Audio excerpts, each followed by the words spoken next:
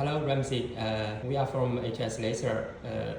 Now we are in our workshop, and I'll show you our 1500 watts laser welding machine. This is the laser welder, and this is a wire feeder. You can see.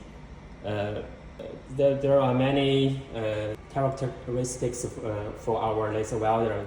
The laser welder is the refrigerant direct cooling system, and you can see this welder is very lightweight and lightweight, and the whole machine's weight is about 45 kilograms, and it is very easy to operate and to move to your welding site. Okay. As you know, when you start to weld, you need to connect to the gas tank to the welding machine.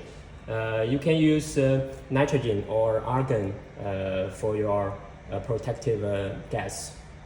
Actually, argon is much better. Also, it's very expensive. Okay. Now press the button to open the laser welder. You can see the display panel.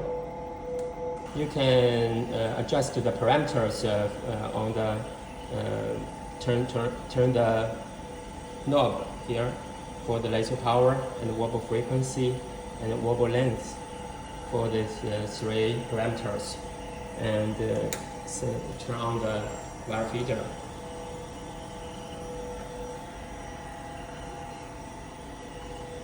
And please don't forget to connect the clamp to any metal when you start to weld. It's the welding torch, and it is very light.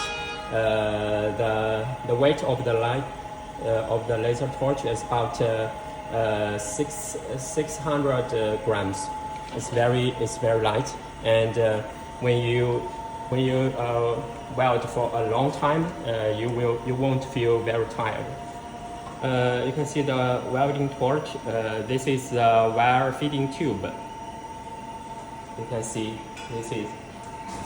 this cable is the wire feeding tube to connect to the wire feeder, and for this is the fiber cable to connect to the welding machine, to connecting to the welder. Two cables here. You see.